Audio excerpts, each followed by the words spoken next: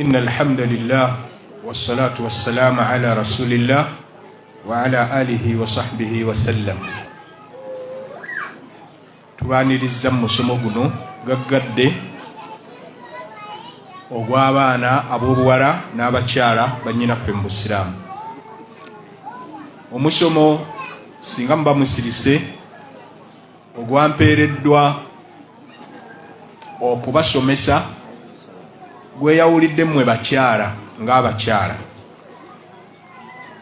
Ffe abaami ekitukwatako kugubasomesa mu gukenkuke naye nga gukwata ku mmwe. Nabbi waffe Muhammad sallallahu alaihi wasallam bwe yali awooyawooya n'okutebenkeza ebirowoozo bya mukyala we maama waffe Aisha lwe yagenda mu nsonga ng'ali mu hijja ne kimuyisa bubi, yamugamba ebigambo bino oluvannyuma tuyingire mu musomo butereevu. Yamugamba nti inna hadha shay'un, mazima kino ekikutuuseeko n'ogenda mu mwezi ng'oli mu hijja, kintu katabahu Allahu ala banati Adam, Allah kye yawandiika n'akigerera bawala ba Adamu. Bawala ba Adamu be baani? Ye mmwe. Kakitegeeza eno ensonga yammwe, era twalisuubidde nti mugimanyi nnyo okusinga n'abaami. Olw'ensonga eyo njagadde insha Allah gye tuba tusomako olwaleero. Olw'ekyo ekizze kizunga ku mikutu ekigamba nti omukyala ali mu nsonga asaala era omukyala ali mu nsonga asiiba. Ani mu mmwe abali wano omumativu n'ensomesa eyo nti omukyala ali mu nsonga asaala era asiiba? Awanike ku mukono. Waliwo omukyala yenna mu mmwe omumativu nti omukyala bw'abeera mu nsonga asaala era asiiba? Waali wano?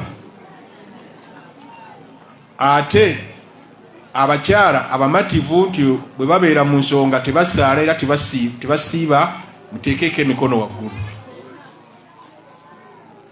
Masha Allah.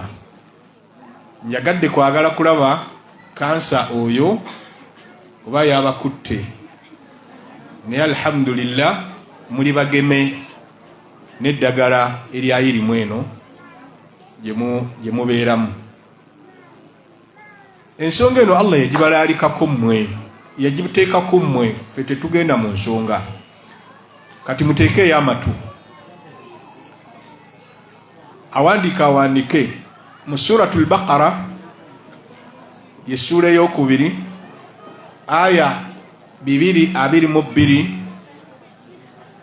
gye tugenda okufuula namuziga ow'ebigambo byaffe ebya leero. Kitegeeza bigenda kwetooloolera ku aya eyo. Allah agamba wayasalunaka anil mahid, bakubuuza gwe Muhammad ku haid.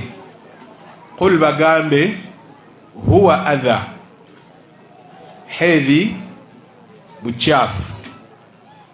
Fa'tazilu nisa fil mahid, mwewala abakyala nga bali mu nsonga. Wala taqrabuhunna, temubasembereranga hatta yatuhurna, paka nga bamaze kutukula. Fa idha tatahharna, bwe bamala okwetukuza, fa'atuhunna, mugende gye bali, min haythu amarakumullah, mu kifo Allah kye yabalagira. Inna Allaha, mazima Allah, yuhibbu at-tawwabin, ayagala nnyo abeenenya, wa yuhibbu al-mutatahhirin, era ayagala nnyo abeetukuza. Aya eyo mugiwulidde bulungi, yegenda okuba namuziga w'ebigambo byaffe. Njagala okukibategeeza, aya eno yakkira mu kibuga Madiina. Amakulu si Makka nabbi gye yali amaze emyaka egiyinza okuba 13 yakkira mu kibuga ki Madina. Nabbi waffe Muhammad sallallahu alaihi wasallam bwatuuka mu kibuga Madina, munansonyiwa sijja kusoma hadithi zonna obudde bufunda. Bwatuuka mu kibuga Madina yasangamu abantu b'amadiini nga ba mirundi ebiri abalina akakwate ne aya eno. Yasangayo Abayudaaya abaali beeyita nti bagoberezi ba Nabbi Musa alaihi ssalam, n'asangayo n'Abanasaara abaali beeyita nti bagoberezi ba Nabbi Isa alaihi ssalam. Naye baalina enkola eno wammanga Abayudaaya, nga bakyala baabwe bagenda mu nsonga tebasula nabo mu nju, kiwa amakulu. Eitha abaami basulanga ebweru oba abakyala ne basula ebweru. Tebaalyanga nabo mmere era tebanywanga nabo kintu kyonna. Muwulidde enkola yaabwe nga bwe yali, n'ebirala bye baali bayisa abakyala abo ebitaaliko bujulizi. Naye ate bo Abayudaaya ekyomukisa omulungi nga tebagenda eri bakyala baabwe abo nga bali mu nsonga, tebagenda kitegeerekeka. Ate Abanasaara bo ate baalina ekiri extreme, nga tebaawula mukyala ali mu nsonga n'atali kubikwata ku nsonga ez'obufumbo. Kitegeerekese bulungi. Kitegeeza waliwo extremes bbiri, obwannalukalala bwa mirundi ebiri. Bano batasula nabo mu nju, tebalya nabo, tebanywa nabo, obwo bwali bwannalukalala. Ate bano ne mu nsonga z'obufumbo tujja kubeera nabo, nakyo kya bwannalukalala. Kati obusiraamu ne buleeta ekyawakati. Ekyawakati kye kiruwa? Tewali buzibu bwonna kusula na mukyala waka, kulya naye, kunywa naye, yadde n'omukwatako bw'abanga ali mu nsonga, wabula temugezanga mu abaami ne mubeera nabo mu nsonga z'obufumbo nga bali mu nsonga zaabwe ez'ekikyala. Kivuddeyo bulungi. Allah byagenda obbaddiramu. Wayasalunaka, era bakubuuza. Lwaki era kiriko nti era bakubuuza? Kubanga ebibuuzo byali bingi. Wayasalunaka anil khamr, bakubuuza ku mwenge, bakubuuza ku kino.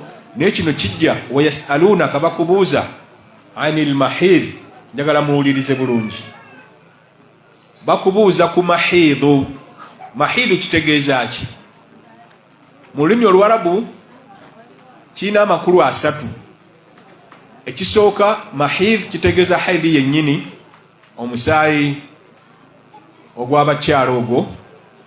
Ekyokubiri al mahid kitegeeza ekifo awayita omusaayi ogwo, njagala mubikwate bulungi. Ekyokusatu al mahidu kitegeeza ekiseera omukyala waagendera mu nsonga ezo.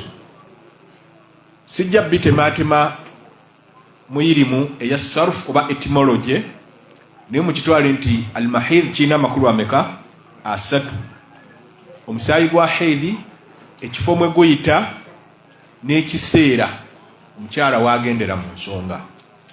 Naye abakugu mu lulimi newankubadde baakiwa amakulu ago 3, byonna era bidda mu makulu gamu.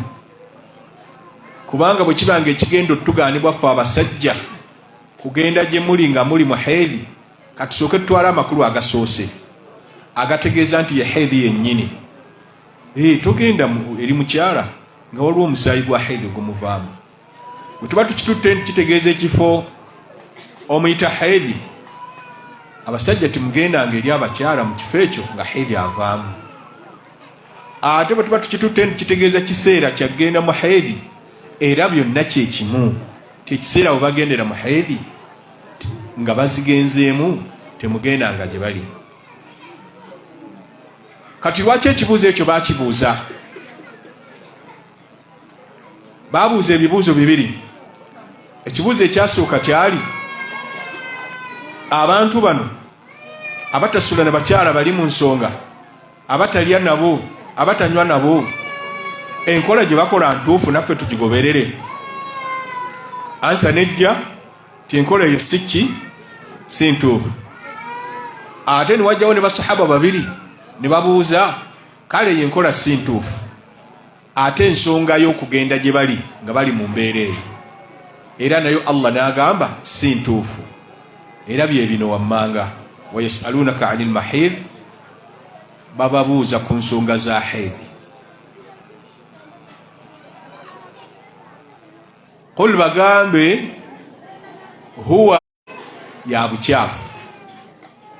Mbeera yaki ya buchafu. Bannaffe abasomesa nti abakyala bali mu nsonga bakkirizibwa okusaala n'okusiiba. Ekigambo kino adha basonga ndala kitegeerekese. Katusooke tubawo obujulizi obukakasa nti omusaayi ogwo bukyafu.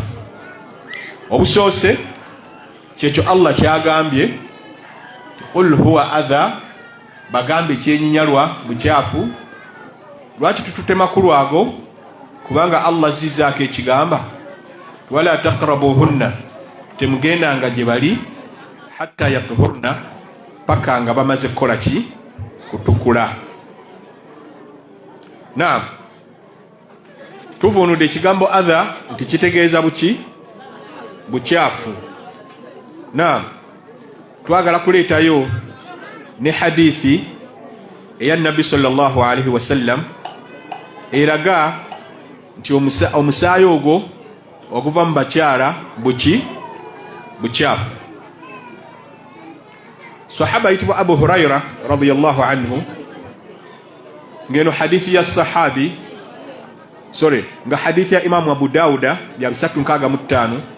Abu Huraira agamba anna Khawlata binta Yasarin, omukyala yitibwa Khawla muwala wa Yasar, atati nabiyya sallallahu alaihi wasallam, yagenda eri nabbi sallallahu alaihi wasallam, faqalat, namugamba nti ya Rasulallah, owange ombaka wa Allah, innahu laysa li illa thawbun wahid, sirina okujjako nina olugoye lumu, wa ana ahidhu fihi, naye ndugenderamu mu nsonga. Makulu olugoye olwo olumu lwe nnina bwe ŋŋenda mu nsonga mugendamu omusaayi ogwo. Fakaifa asna, nkole ntya? Kitegeeza yalina okutya ti omusaayi ogwo olw'okuba mukyafu, ate lwokka lwalina, ate alusaaliramu, akola atya? Faqala nabbi namugamba sallallahu alaihi wasallam, idha tahurti, bw'obanga otukudde. Buno bujulizi bwa kubiri obulaga nti omusaayi ogwo bukyafu. Bw'obanga otukudde kitegeeza nga ovudde mu bukyafu obwo, faghsilihi, olugoye lunaaze. Amakulu ojjeko Allah kiyayise adha, lunaaze lwoze. Thumma salli fihi, oluvannyuma olusaaliremu. Faqalat, omukyala n'abuuza, fa in lam yakhruj addamu, ate omusaayi bwe guba teguvuddeemu, ategeeza kkala n'ekibambya, si ebitole by'omusaayi. Qala nabbi namugamba sallallahu alaihi wasallam, yakfiiki almaa'u, amazzi gajja kukumalira okuba nti oyozezza. Wala yadhurruki atharuhu, obuufu obunaaba busigaddewo tebujja kukosa. Wala yadhurruki atharuhu, obuufu obunaaba busigaddewo tebujja kukosa. Iyo hadithi ya Abu Dawuda nga bwe tugambye ya 365 era hadithi ntuufu. Obwo nabwo bujulizi obulagira ddala nti omukyala bw'abeera nga ali mu nsonga, omusaayi ogwo gwo kennyini mukyafu. Basiraamu, kitegeeza bwe guba nga gugudde awantu wonna ng'ogenda kusaala, mala kugujjawo olwa hadithi y'ombaka eyo sallallahu alaihi wasallam. Ewamu n'ekyo njagala okukibategeeza nti obukyafu obwo obwajja mu hadithi tebwali bukyafu bwakugamba nti tomukwateko, nedda. Era omumanyi omu Allah amusaasire ebigambo nga byayogera tebikontana na aya eyo ne hadithi ze tujja okusoma. Ayitibwa Sheikh Walid bin Rashid. Sheikh oyo ayina ekitabo kye bayita Kashful Iltibasi an kathirin min masaili alhaidhi wan nifas, okujjawo okubuzaabuza ku nsonga ennyingi ezikwata ku haidhi ne nifas. Mu kitabo kyekyo ku lupapula olw'omukaaga yagamba falhaidhi wan nufasa, omukyala ali mu nsonga noono eyakazaala makulu nga tannatukula, dhawatuhunna tahira, emibiri gyabwe oba obwennyini bwabwe butukuvu, emibiri gyabwe mitukuvu. Wa innama najisu, naye ekikyafu kyokka huwa ma yakhruju min dami lhaidhi, gwe musaayi ogufulumye ogwa haidhi, wannifasi n'ogwa nifasi, fa innahu najisun, omusaayi ogwo mukyafu bil ijma'i, nga tewali mumanyi yenna yali azze n'antegeera eyawukanye ku ekyo. Kitegeeza abamanyi b'obusiraamu okuviira ddala ku mulembe gwa Nabbi sallallahu alaihi wasallam okutuuka ku mulembe gwaffe guno bakikkaanyaako ne baba n'entegeera emu ti omukyala omusaayi oguva mu mukyala guba mukyafu, naye bo nga bo si bakyafu. Lwaki ekyo tukinnyonnyola? Oleme kugamba ti ate Abayudaaya abaabatwalanga nti bakyafu nga tebasula nabo, ate ne Allah atugambye fa'tazilu nisaa fil mahid, mwewala abakyala nga bali mu nsonga. Singa kisoboka okulya nga musirise, singa kisoboka okulya nga musirise, kyali tukoze bulungi. Na obujulizi obulala obulaga nti omusaayi gwe gennyini mukyafu, kikaatirize Allah kye yagamba nti qul huwa adha, bagambe nti kyenyalwa era mukyafu, ya hadithi ya Asma eri mu Sahih al-Bukhari ya 227. Hadithi ya Asma qalat, yagamba jaat imra'a ila nabi sallallahu alaihi wasallam, omukyala yajja eri nabbi sallallahu alaihi wasallam, faqalat, namubuuza namugamba ihdana, omu muffe yusibu thawbaha min dami lhaidha, olugoye lwe lugenda ne lukoona oba ne lutuukibwako omusaayi gwa haidhi, kaifa tasna'u bihi, omusaayi ogwo agukola atya?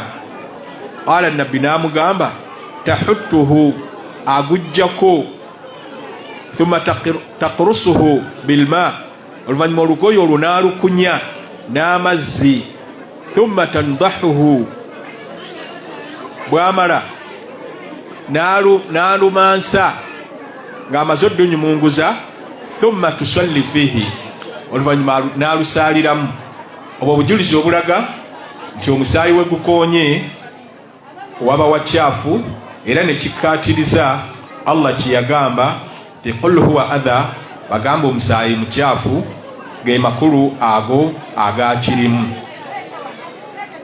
Naam, tukyagenda mu maaso n'okulaga nti omusaayi ogwo mukyafu, naye bo ng'abakyala emibiri gyabwe gyo si mikyafu. Lwaki?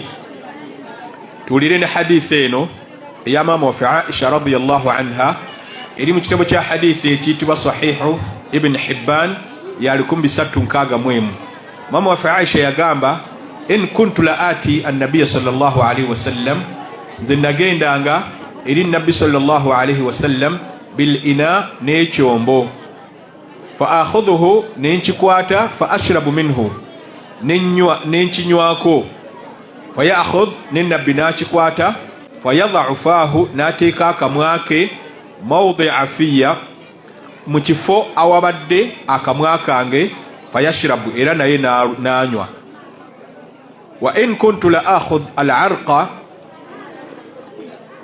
era nakwatanga ekifi min al-lahmi, ekyennyama, fa akuluhu, nenkirya, nenkiryako fayadau fahu nenabbi nateeka akamwa ke sallallahu alaihi wasallam ala mawdhi'i mu kifo ekyo kyennyini wendiiridde fayakuluhu nakirya wa ana haid naye nga ndi mu nsonga wa ana haid nga ndi mu nsonga kitegeeza abakyala obukyafu bwabwe musaayi gwokka wabula si mibiri gyabwe singa gyali mibiri nabbi sallallahu alaihi wasallam yali badde tanywera ku kyombo mu kifo kyennyini maama waffe Aisha wanyweredde era yali badde talya ku kifi kya nnyama mu kifo kyennyini maama waffe walidde.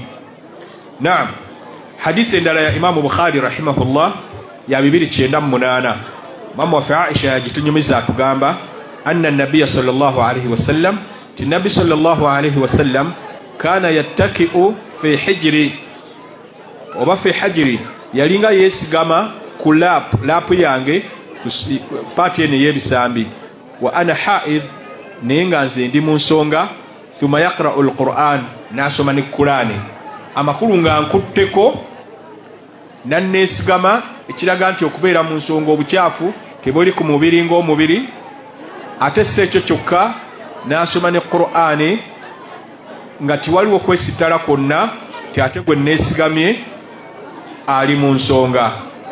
Barakallahu fikum. Hadithi endala eraga nti obukyafu buli mu musaayi si mu mubiri gy'abakyala.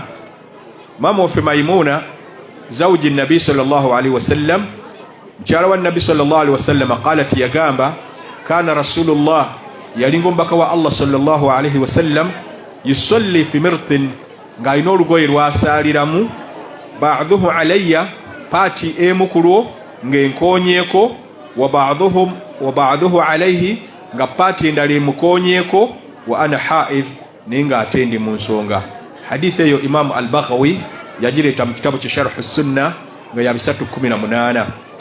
Hadithi eno neeraga olw'okuba nabbi sallallahu alaihi wasallam yalinga asaalira mu lugoye naye nga paati emu ekoonye ku maama waffe Maimuna ng'ate ali mu nsonga. Singa kyali nti emibiri gyabwe gye gyali emikyafu kyali badde kitegeeza ti n'olugoye bwe lwali badde lubwakoonako lumukoonako ng'ali mu nsonga teyalisadde. Ahadithi zino mu ntegeera ey'ekikulu zonna ziba ziraga nti omusaayi ng'omusaayi bukyafu era ensonga lwaki zizze okutangaaza ti naye obukyafu si bwa mubiri, bukyafu bwa musaayi nga musaayi. Anti lwaki gwe tolabanga nabbi yanyweranga sallallahu alaihi wasallam ku kyombo ate nange nenkinywerako, naalya ku kifi ky'ennyama nange nenkirya, nanneesigama ng'ate ndi mu nsonga ng'ate bw'asoma Qur'ani, n'asaalira mu lugoye nga paati emu enkoonyeeko ate nga ndi mu nsonga. Awo bwonna bujulizi mu ngeri y'ekikulu obulaga ti basahabiyatu bano baali bakkaatiriza kigamba nti omusaayi bwe bukyafu naye si mibiri gy'abakyala.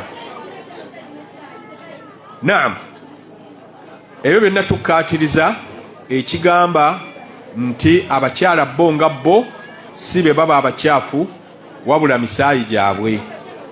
Pozi nga bwe ŋŋambye nti tujja kuyita mu bufunzefunze mukijjukira bulungi hadithi emanyiddwa emu ya maama waffe Aisha radiyallahu anha eyatulaga mugiwulirize bulungi nga maama waffe Aisha oba omu ku bakyala be bwe yabanga agenze mu nsonga yeeteekanga ekigoye kye ku mubiri gwe. Mugiwulirize hadithi ya maama waffe Aisha radiyallahu anha. Imaamu Bukhari yagireeta mu kitabu kye ya 209 yagamba nti kuntu aghtasilu ana nalinga nze naaba wa nabiyyu sallallahu alaihi wasallam ne nabbi sallallahu alaihi wasallam min ina'in wahid mu kyombo kimu kilana junubun naye ffenna nga tulina janaba fa ataziru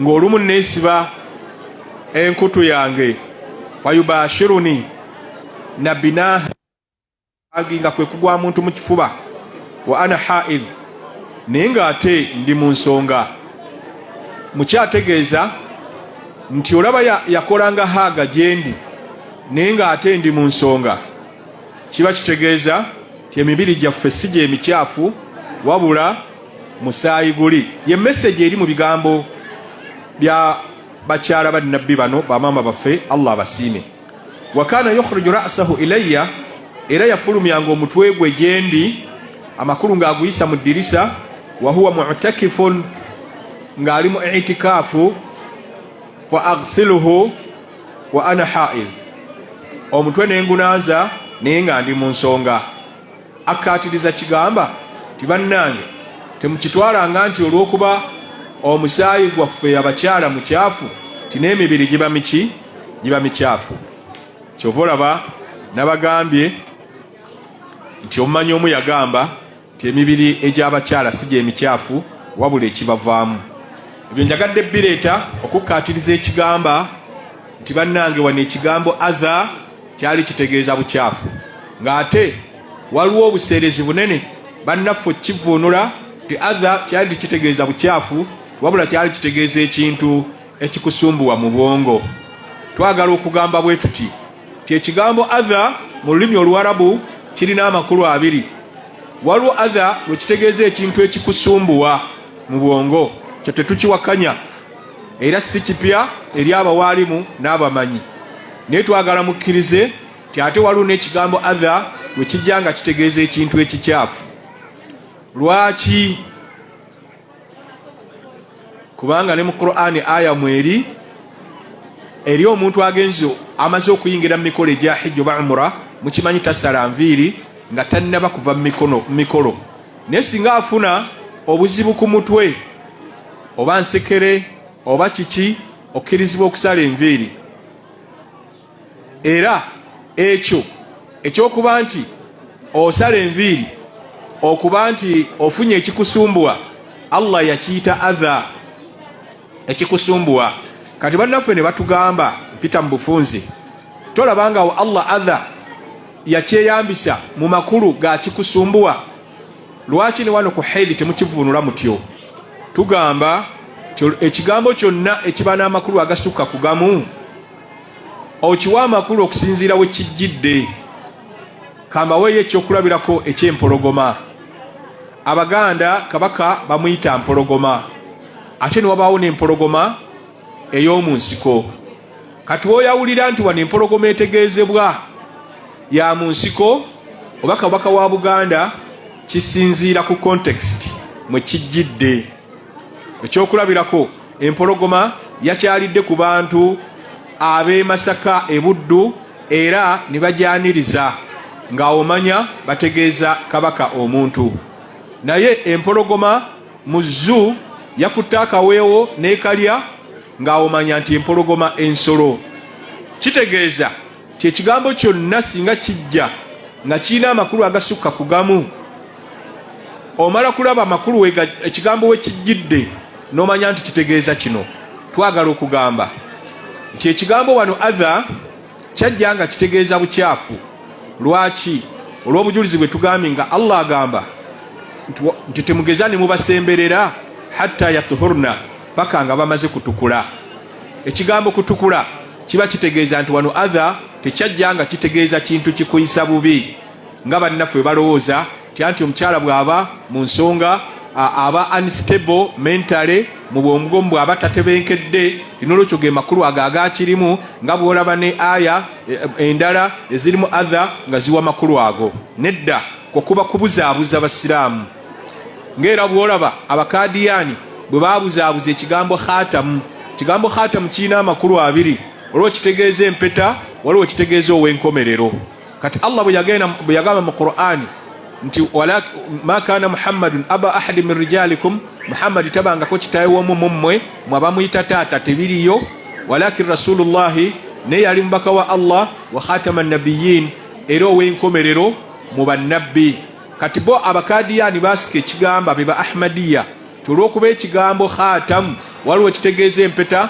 baatuleetera ne hadith nabbi we yagambira sahaba talina sente z'amahare n'amugamba nti iltamis genda onoonyeeyo walau khataman min hadid ne bweba mpeta ya kyuma ne bagamba tolabanga awo nawo nabbi sallallahu alaihi wasallam yakozesa ekigambo khatamu mpeta kino olwekyo wano ogamba nti ye khatamu w'abannabbi yali ategeeza mpeta nti kyekyokwewunda ky'abannabbi yabasinga obulungi naye nga bakyerabidde oba bakyerabizizza beefudde abeerabira kyekigambo khatamu waliwo ekitegeeza ow'enkomerero. Naam. Assalamu alaikum warahmatullahi wabarakatuh. Assalamu alaikum warahmatullahi wabarakatuh. Ebyo byonna nga biwedde tubadde tukaatiriza ekigamba nti ekigambo adha kitegeeza bukyafu wabula tikitegeeza kintu kikusumbuwa. Tugenda baleeterayo hadithi Nabbi sallallahu alaihi wasallam yali asaara naye nga wansi w'engatto ze waliyo obukyafu. Malayika Jibriiru nejje mukuba akaama nti wansi w'engatto zo waliyo adha. Yakozesa ekigambo adha basahaba bwe bakiripootinga, era abalala batakiripootinga nti adha bagamba qadhaara, ate era nga qadhaara kitegeeza bukyafu, kubanga zo hadithi za Nabbi sallallahu alaihi wasallam ng'ogyeko edduwa ne adhkar tukkirizibwa zikootinga ne bwe tokootinze nga bwe zaatudde. Kitegeeza basahaba baraba nti ekigambo adha ffe kyetuvunudde nti kitegeeza bukyafu ne qadhaara biwa amakulu ge gamu. Okumanyaawo adha kyajja nga kitegeeza bukyafu, basahaba bwe bajjamu engatto zaabwe radiyallahu anhum nga balabye nga Nabbi ajjeemu engatto ze sallallahu alaihi wasallam, yababuuza ma lakum khala'atum ni'alakum, lwaki mwambuddemu engatto zammwe? Ne bagamba ti anti tukulabye naawe ng'oyambulamu engatto zo. N'abagamba malayika ezze, hadisi endala egamba Jibriiru ezze neŋŋamba nti wansi w'engatto zo inna tahta na'alayka adha, wansi w'engatto zo wabaddeyo adha. Bannange adha ekyo kyali tikitegeeza nti ekintu ekisumbuwa, kubanga ekintu ekisumbuwa tekikugaana kugenda mu maaso na kusaala. Nabbi sallallahu alaihi wasallama si maggwa ge gaali gamufumise, siga nti yali yeekoonye ng'omusaayi gumuvaamu nti yali adha, wabula bwali bukyafu bwennyini obutakkirizibwa kusaalwa nabwo. Tula Nabbi sallallahu alaihi wasallama yawa amagezi basahaba ti omumwe bw'abanga agenda mu muzikiti atunule wansi w'engatto ze, bw'alabanga waliyo adha era kyetukyavunula nti obukyafu yagamba nti azisiimuule ku ttaka. Bw'ogamba nti gwali musumaali oba kyali kikwaso oba maggwa ddala, ate ebyo osiimuula busiimuuzi ku ttaka obiyonje nedda, ne kibanga kitegeeza ti ekigambo wano adha kyali kitegeeza bukyafu. Abagamba nti kyali kitegeeza ekikusumbuwa, for the sake of discussion era tusobola okugamba kale tukitwale nti ekikusumbuwa, naye ng'ekikusumbuwa kiki? Wano bwe tuba tututte amakulu g'ekigambo adha mu aya ya Allah, ekyali kisumbuwa abakyala kiki? Bw'ogamba nti mu bwongo tetujja kukiwakanya, naye tetwagala ogambe nti n'obukyafu buno tetubasumbuwa. Obukyafu obwo bubasumbuwa, kyova olaba nabo beepaadinga, ate busumbuwa n'abaami, kubanga omusaayi ogwo teri atakimanyi nti gukuba olusu lwa njawulo, okwawukana ku musaayi oguvudde mu misuwa nga tigunagwa ku ttaka kwonooneka. Assalamu alaikum warahmatullahi wabarakatuh. Kati Allah agenda mu maaso ng'agamba qul huwa adha, bagambe nti obwo bukyafu. Bwe muwulira nga amakulu ago mu aya eno temumuwulirizanga. Allah n'agamba fa'tazilu nisaa fil mahidi, mwewala abakyala nga bali mu nsonga oba nga bali mu biseera by'okugenda mu nsonga, oba mubeewale mu kifo ekyo omuva omusaayi gwa haidi. Kakati Allah bw'agamba nti mubeewale, ate eri nga Abayudaaya baali babeewala, tebalya nabo tebasula nabo, abatakkaatiriza ky'Abayudaaya nedda. Abamanyi baava batuviirayo ffe betuwa ekitiibwa ne bagamba ti mwewala abakyala mu nsonga za haidi. Allah yali ategeeza nti timugendanga gye bali mu nsonga z'obufumbo. Lwaki? Anti amaze okukkaatiriza ensonga nti bakyafu. Lwaki tututte makulu makyafu ga bukyafu? kubanga Allah agambye fa'tazilu an-nisaa fil mahid, mwewala abakyala nga bali mu nsonga, wala taqrabuhunna, tembasembereranga hatta yatuhurna, paka nga bamaze kutukula. Ddala oyinza otya okutujja ku makulu agagamba nti adha wano kyali kitegeeza bukyafu nga Allah akyatudde tetugendanga gye bali nga bamaze kutukula. N'ekyo okutukula kyali kiwa makulu ki? Ti nga bamaze kuva mu nsonga. Naye ate era okuva mu nsonga tekimala mwami kugenda eri mukyala we nga tannanaaba. Kyovula Allah yazzaako ekigamba fa idha tatahharna, bwe baba bamaze okwetukuza. Kitegeeza okutukula wano okusoose tetumugenda gye bali paka nga bamaze kutukula kyali kitegeeza musaayi kulekeraawo kujja. Era wano okutukula kitegeeza babadde bakyafu. Naye bwe baba bavudde mu nsonga nga batukudde, temugenda gye bali paka nga bamaze kwetukuza. Bannaffe ebigambo ebyo ebibiri baali babivunula makulu ge gamu. Temusembera gye bali paka nga bamaze kutukula. Tebamala okutukula nedda. Kino ekisoose kigambye temugenda gye bali ne mubasemberera paka nga bamaze kutukula. Kitegeeza temwegattanga nabo kujja nga omusaayi gumaze kukoma. Naye si ekyo kyokka, fa idha tatahharna, ate bamala okwetukuza. Kitegeeza omukyala ava mu nsonga, obukwakuliza atuukiriza bubiri. Akasooka omusaayi tegukyajja, ekyokubiri anaabye. Abamanyi baasika mbeera emu yokka ne bagamba nti singa amazzi tegabaddeewo omukyala n'akola tayammumu osobola okugenda gy'ali, naye eyo mbeera yannaakola ntya? Ya bwetaavu, ng'era bwe mulaba bwe tukozesa ettaka ng'amazzi tegabaddeewo. Kiba tekijjeewo kigamba tetukkirizibwa okusaala nga tetukozesezza mazzi. Nedda, ne wano bwe kiri. Amazzi bwe gaba gabuze ng'ova mu nsonga, kola tayammum, kozesa ettaka. Awo ojja kukkirizibwa omwami wo okujja gy'oli, kubanga wano ekikiikiridde okozesa amazzi tayammumu, naye nga amazzi weegali tokkirizibwa kukozesa tayammum. Era Allah kyagamba falam tajidu ma'an, bwe muba nga temufunye mazzi, fatayammamu sa'idan tayyiba, mukozese ettaka ejjonjo. Waliwo mumanyi omu mu baimaamu abana, ye Abu Hanifa, ye yali yagamba nti omukyalo oluva mu nsonga ne bw'aba tannanaaba genda gy'ali. Naye ekigambo kye baimaamu abasatu abasigadde okuli Imaamu Shafi'i, Imaamu Maliki ne Imaamu Ahmad ibn Hanbali tebaakitwala, era si kituufu, kubanga Allah azizzaako ekigamba nti bwe baba bamaze okwetukuza. Era kye muba mulaba abavunuzi ba Qur'ani nga Ibn Jarir at-Tabari bwe yali avunula ekigambo ekyo nti baba beetukuza, yagamba nti ai amakulu idha ghtasalna, bwe baba nga banaabye. Assalamu alaikum wa rahmatullahi wa barakatuh. Katumaze okukkaatiriza nti omukyala ali mu nsonga aba mukyafu, naye obukyafu bwa musaayi ogumuvaamu ne we gugenze, wabula si bukyafu bwa mibiri. Katwagala okuleeta obujulizi ate obulaga nti omukyala ali mu nsonga tasaala era takola ki? Tasiiba. Assalamu alaikum wa rahmatullahi wa barakatuh. Hadithi gye tugenda okusookerako eri mu kitabo kya Imaamu al-Bukhari egaanira ddala omukyala, egaanira ddala abaami, egaanira ddala abakyala okusaala nga bali mu nsonga. Tugenda kuleetayo hadithi oba oli awo nga 3, ate oluvannyuma tudde ku kye tuddako. Hadithi esooka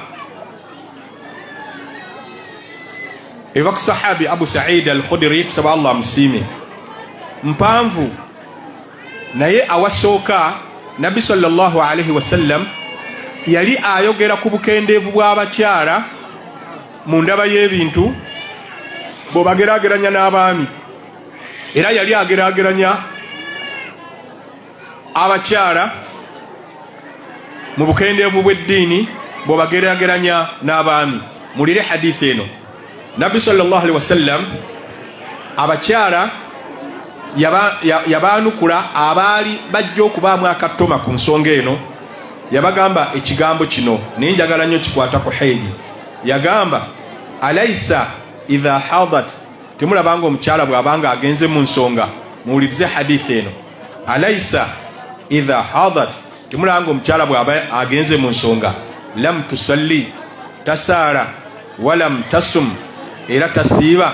Qulna, abakyala ne bagamba ab'omulembe ogwo, bala, ddala kituufu, abakyala bwe bagenda mu nsonga tebasaala era tebasiiba. Bwe babanga ab'omulembe ogwo bakikkiriza, basahabiyaatu, ova otya wano e Uganda noyagala okuba nti oseereza, abamu bakiyita nakubuliza ddala, n'oseereza n'obuza abakyala bannyinaffe nti basaale nga bali mu nsonga. Hadithi ya Imamu Bukhari ya 304. Hadithi endala, hadithi endala eva ku mukyala ayitibwa Muadha.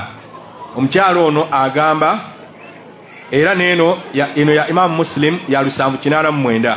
Muadha agamba nti sa'altu Aishata, nagenda nembuuza maama waffe Aisha radiyallahu anha, ma baalu lhaidh, kiva ku ky'omukyala ali mu nsonga, taqdhi as-sawma, okubanga ye aliwa okusiiba, wala taqdhi as-sala, naye nga taliwa kusaala. Nuza mukimanyi ti omukyala ali mu nsonga bw'atasiiba ennaku aziriwa, naye bw'atasaala esola takola ki? Taziriwa.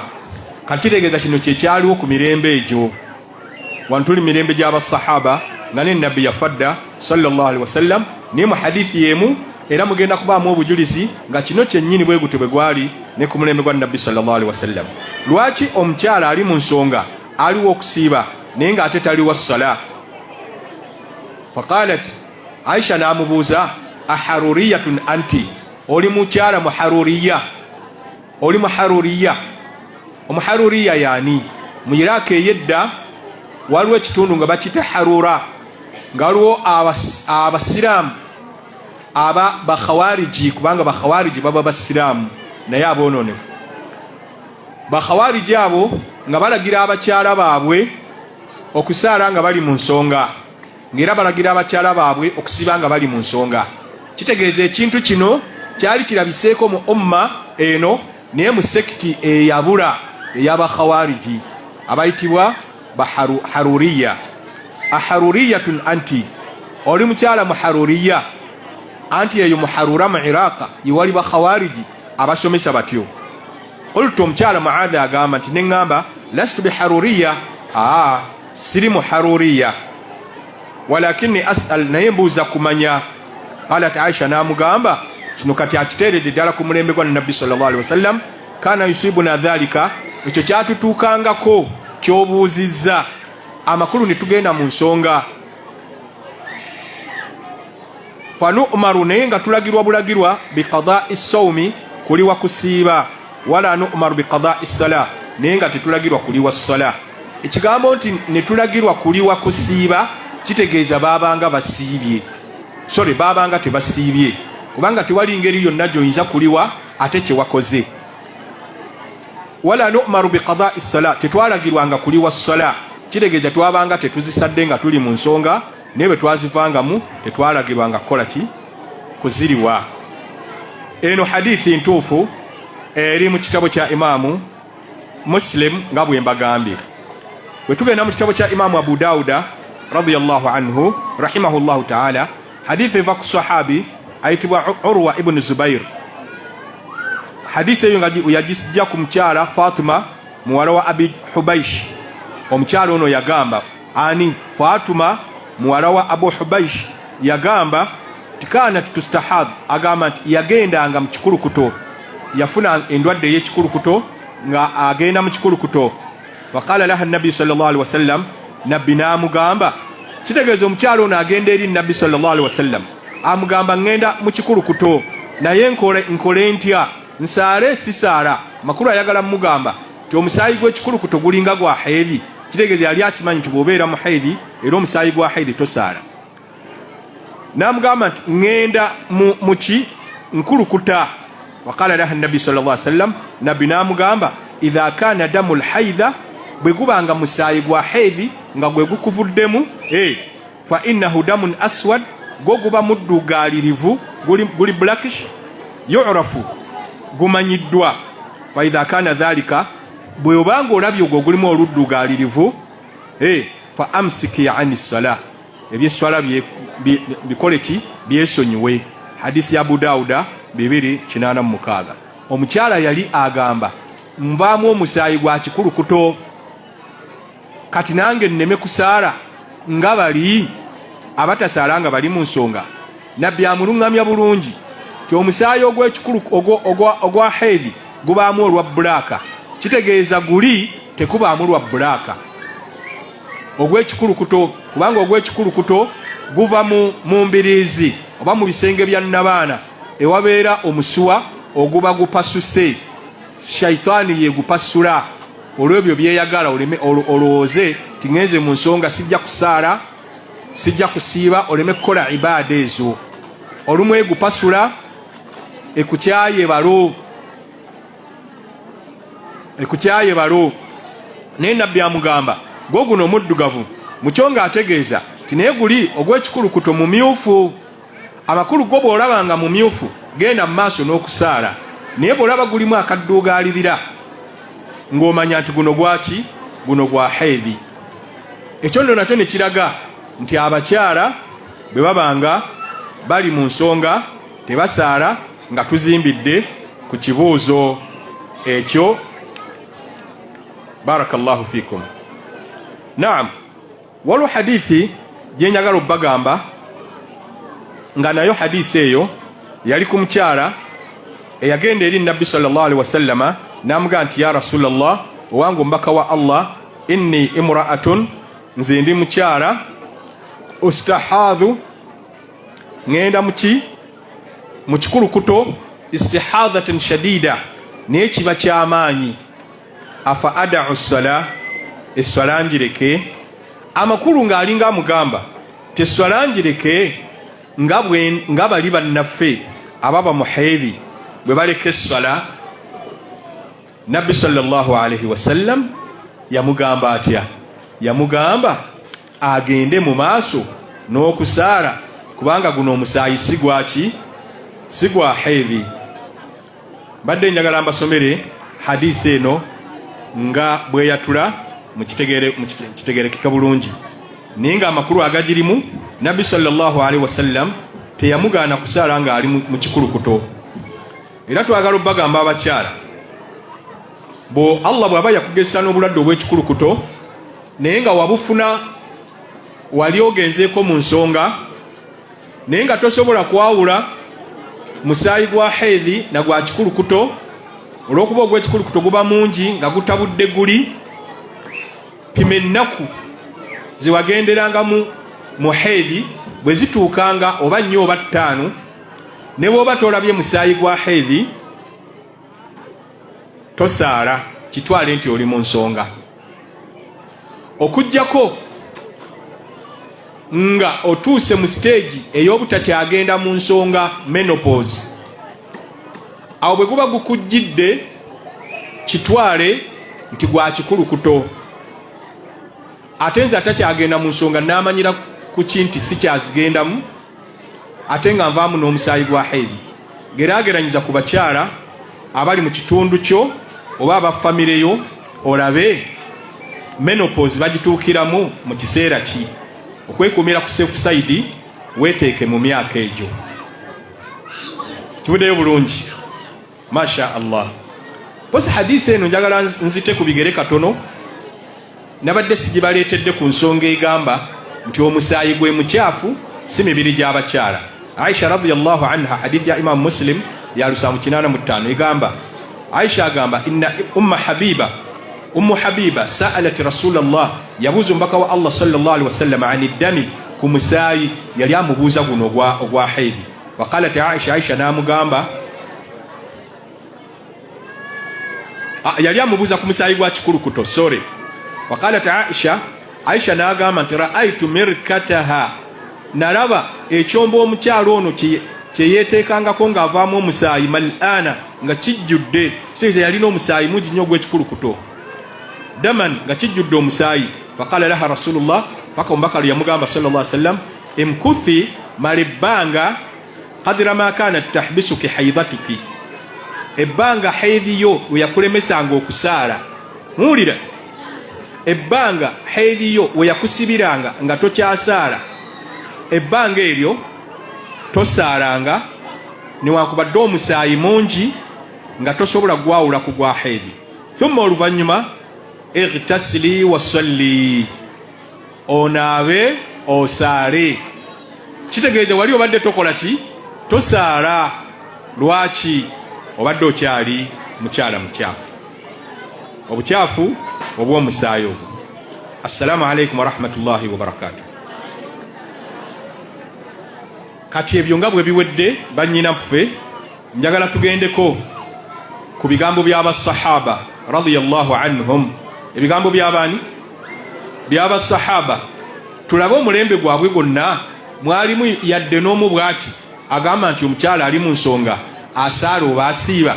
Tugenda kusookera ku hadithi gye nabalewadde alladhi huwa fi hukmi almarfu' eramulwako nti ddala hadithi yennyini maama waffe Aisha radiyallahu anhu yagamba kunna nahidhu ala ahdi rasulillah, twalinga tugenda mu nsonga ku mulembe gw'omubaka wa Allah sallallahu alaihi wasallam fanu'maru biqada'i as-sawm, naye nga tulagirwa kuliwa kusiiba, wala nu'maru biqada'i as-salah, nga tetulagirwa kuliwa as-salah. Oyo maama waffe Aisha radiyallahu anha, era hadithi eyo mtuufu 10 eri mu sahihu al-Bukhari, naam ni sahihu Muslim mweri.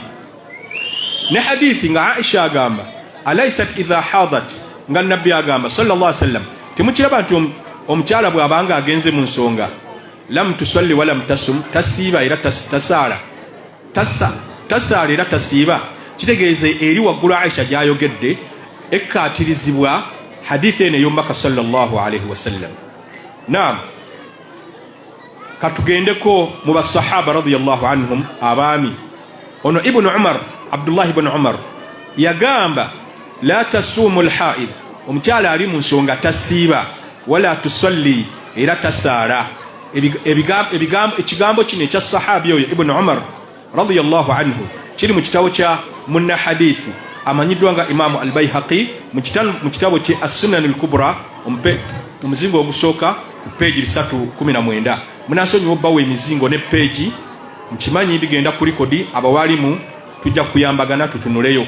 Oyo sahaba tusoose ku Aisha radiyallahu anha, tusee ku Abdullah ibn Umar, katika tugende ku sahabi Ibn Abbas radiyallahu anhu. Ibn Abbas yagamba idha hadat almar'a, omukyala bw'agenda mu nsonga fala salata alaiha, essala eba temukakatako kusaala. Naam, ebigambo ebyo tubisanga wa? Ebigambo ebyo tubisanga mu kitabo era kyekimu ekya Imam al-Bayhaqi ekiyitibwa as-Sunanu al-Kubra, era ne Imam Ibn al-Mundhir bwe yali mu kitabo kye kibayita al-Ijma' yakireetanga okulaga nti abamanyi bonna beegatta ku nsonga eyo. Naam, omulembe gw'abasahaba tufunyeyo basatu. Tufunyeyo Aisha radiyallahu anha, tufunyeyo Abdullah ibn Umar, tufunyeyo ne Ibn Abbas. Sigamba nti abalala bayogera byawukana ku bino, nedda, bonna bayogeranga byabano. Kakatudde ku mirembe gy'aba tabi'ina.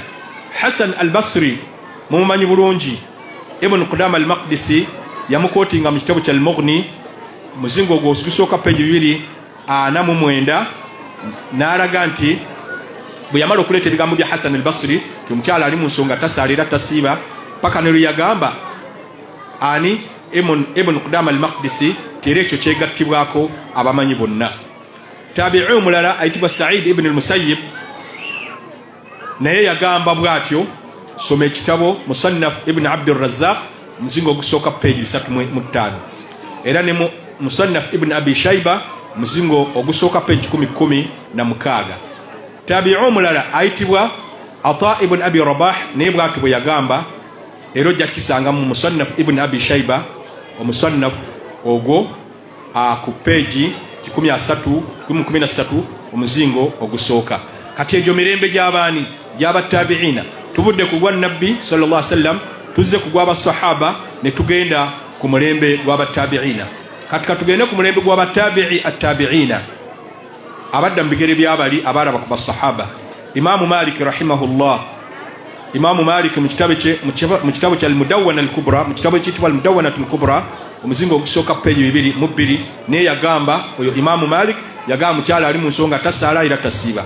Imaamu Shafi'i rahimahullah mu kitabo kye al-Ummu, muzingo ogusooka peegi 7 naye yagamba nti omukyala ali mu nsonga tasaala era tasiiba. Ate wano Uganda tugamba tuli madhehebu ga Imaamu Shafi'i. Abamanyi abakugu madhehebu ga Imaamu Shafi'i nga Imaamu Nawawi rahimahullah mu kitabo kya al-Majmu' Sharh al-Muhadhab naye bw'atyo bwe yagamba muzingo gwa 2 peegi 386. Bwe tudda ku Imaamu Ahmad rahimahullah, Ibn Qudama al-Maqdisi naye yamujuliza mu kitabo kye al-Mughni muzingo ogusooka peegi 247. Ebyo byonna tubirabye. Tuleba tabi'ina nitulaba ne kuba imaamu abana. Kati katudde ate kubamanyi abagamba we bayogerera ekigambo kino nti omukyala ali mu nsonga tasaalira tasiiba nga kasookanga bakyoge okuva lwe bakyogedde nga mabega tuwaliyo yenna yali akisomeseza nti omukyala ali mu nsonga asaala oba asiiba. Ibn Qudama mu kitabo kya al-Mughni rahimahullah yagamba nti abamanyi bonna beegatta ku nsonga y'omukyala ali mu nsonga tasaala tasiiba. Ogamba nti beegatta kitegeeza obujulizi bwonna bwe tuleese baalina entegeera emu nti bwali mu kigamba ti ali mu nsonga tasaala era tasiiba. Ne Imaamu Nawawi rahimahullah mu Majmu' era naye yaleeta ekiraga nti abamanyi beegatta. Ne Imaamu Ibn Hazm al-Andalusi mu kitabo kya al-Muhalla naye yagamba nti abamanyi bonna bakyegattako. Kitegeeza nga tewaliyo yenna ayogera kyawukana ku ekyo. Assalamu alaikum warahmatullahi wabarakatuh. Otyo katugenda kuwunzika kati oluvannyuma lw'okubaleetera olukunkumuli lwa obujulizi obwo tutandikidde ku aya ya Qur'ani eraze nti abakyala bakyafu si bwe kiri omusaayi ogwo mukyafu.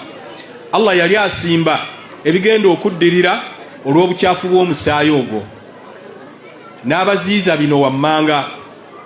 Yabaziiza bino wammanga. Ekisooka, omukyala ali mu nsonga teyeetooloola Kaaba. Ekyo mbadde mukimanyi ndowooza. Teyeetooloola ki? Kaaba. Era Aisha radhiyallahu anha bw'agenda mu nsonga ng'ali mu hijja bambi yanakuwala nnyo ng'alaba nga hijja ye taatuuke. N'agenda mu tenti n'atandika n'okukaaba amaziga. Naye Nabbi sallallahu alaihi wasallam yagenda gy'ali n'amubuuza, anafisti, wagenze mu nifaasi?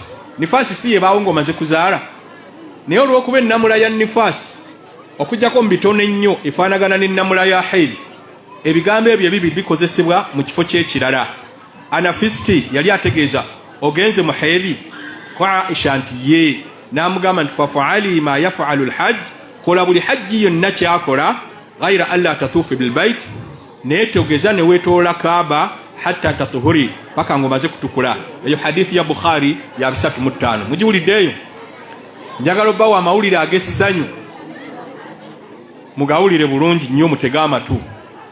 Nti nnyini kusomesa nti omukyala ali mu nsonga asaala era asiiba nga azimbira ku kigamba nti kubanga mu Qur'ani tekiriimu, ate mwana wattu muntu y'omu, ate yagamba nti omukyala ali mu nsonga teyeetoolola Kaaba. Naye ng'ate n'okwetoolola Kaaba mu Qur'ani tekukola ki? Njagala mube bazuukufu nnyo, muleme okugenda na kibuyaga wa butali buluŋŋamu oba ow'obubuze. Kola buli kyonna Haji kyakola, naye tokola ki? Teweetoolola Kaaba. Munnaffe bw'atuuka ku hadithi ena agiwa amakulu gano amakyamu. Agasookamu agamba, yakkiriza nti ntuufu, agamba nti Nabbi bwe yagamba sallallahu alaihi wasallam Aisha nti kola buli kyonna Haji kyakola, n'abuuza Haji tasaala? Mukiwulidde ekigambo ekyo? Aisha amugambye kola buli kyonna Haji kyakola, naye teweetoolola Kaaba. Haji tasaala, ko ggwe asaala. Kakandi bw'aba asaala naye Nabbi amugambye kola kyonna Haji kyakola, lwaki mumugaana okusaala?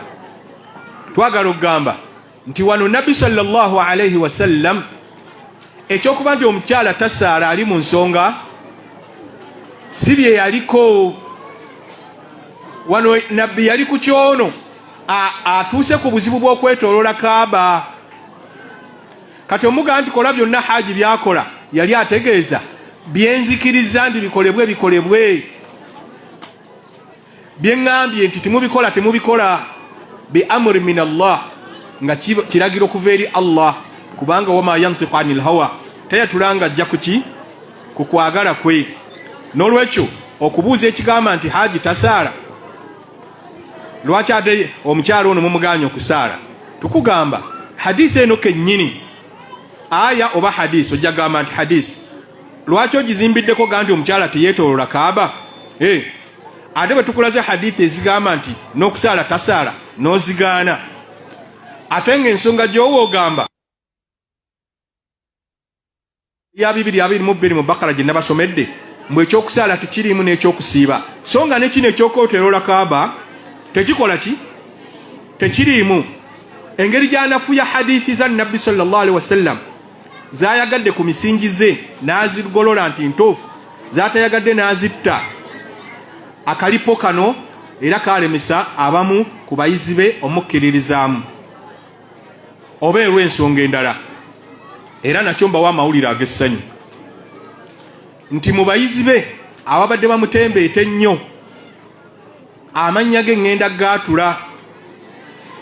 Omu ye muganda waffe Shafiiki Kayondo, atera okwambala akasaati akamyufu, sirina butawaana na kasaati ke, naye njagadde mumumanye.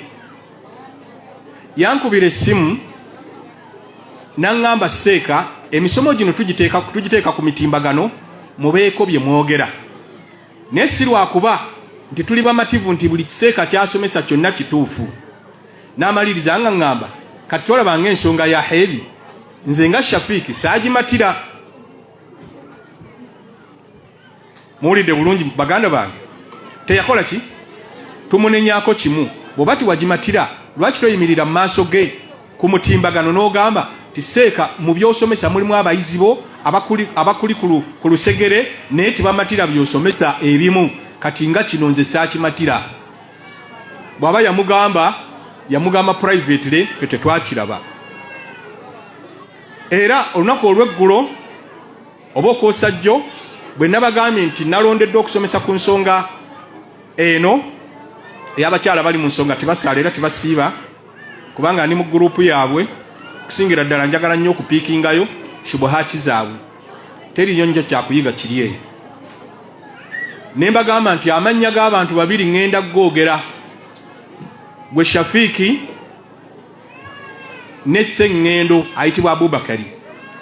Pakalo yagambye ti nze waali kindekedde nze nemba nga nze nkyeyogerera, si ggwe. Namuzeemu ne mugamba ŋŋenda kitunulamu, bwe naaba sirina tteeka lya Allah lyemmenye nja kukyogera. Era kati sirina tteeka lya Allah lyemmenye kubanga atembeeta ekikyamu. Atembeeta ekiki?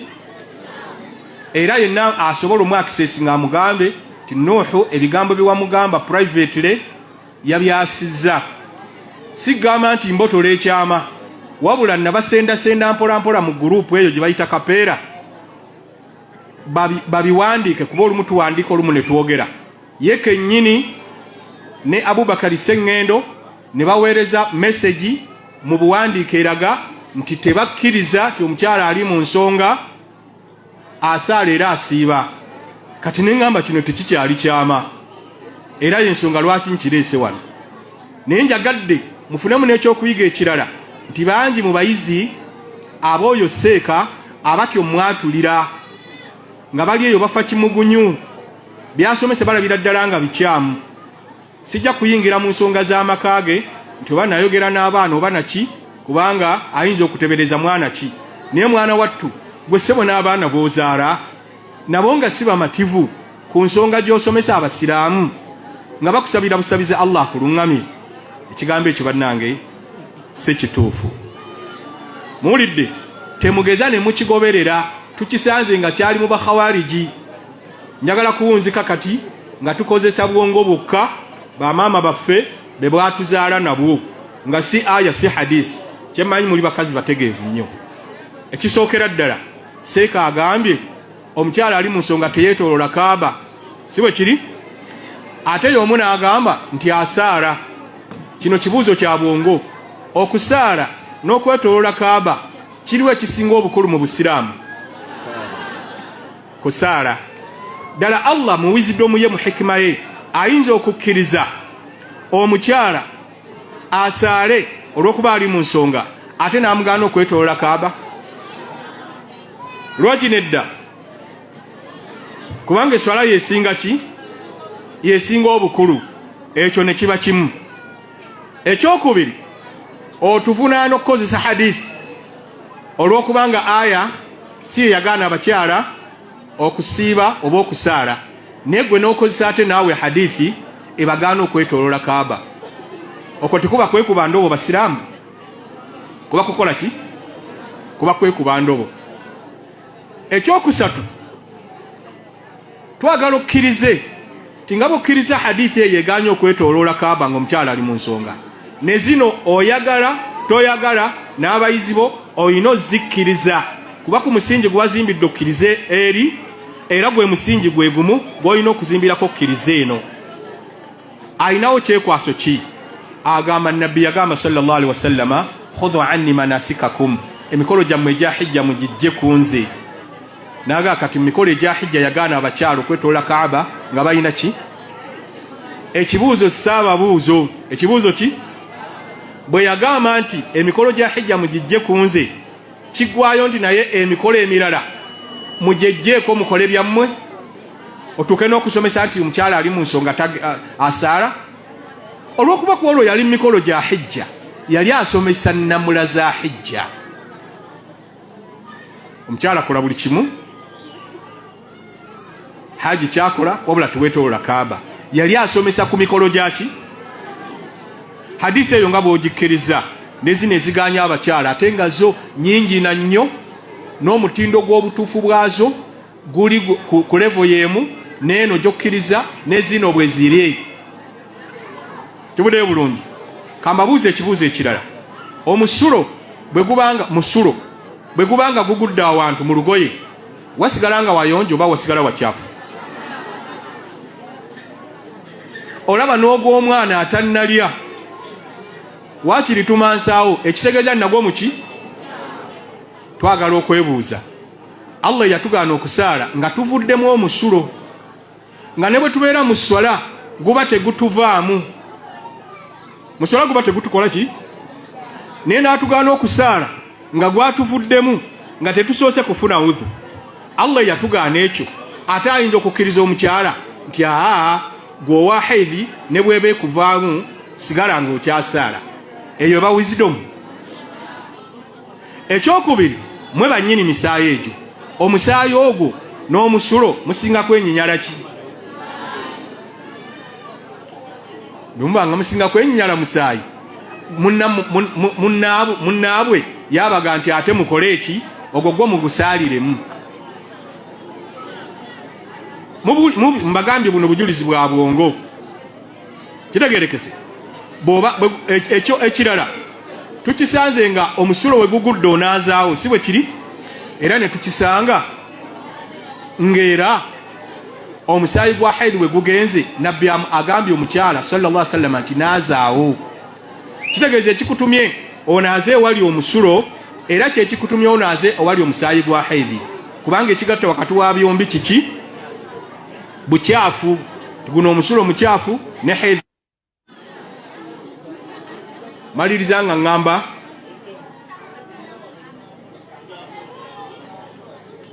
nti lwaki munnafu agaana okukolera ku zi hadithi entuufu bwe ziti, ate bw'aba asaala esswala asoma tahiyatu mu Qur'ani mweri, subhana rabbiyal azim mweri, mumanyi kye yeekwasa? Agamba nti Nabbi yagamba sallallahu alaihi wasallam, sallu kama ra'aytumuni usalli, musaale nga bwe mulabye ensaala. Kati bwe yali asaala yasoma tashahudu, tahiyatu, nange kyenva nkola ki? Eno yennyini hadisi gye tutandikirako nti yo lwaki ogikkiriza nga aya eza Qur'ani zatugamba kuyimirizaawo swala nga tezitugambye nti mutuulemu ne tahiyatu. Lwaki yo hadisi eyo kkiriza nti ntuufu? Ku musingi ki? Lwaki hadisi eri egambye nti munzigyeko emikolo gyange egya hijja, emikolo gyammwe egya hijja, yo gikkiriza nayo nga hadithi? Ku musingi ki?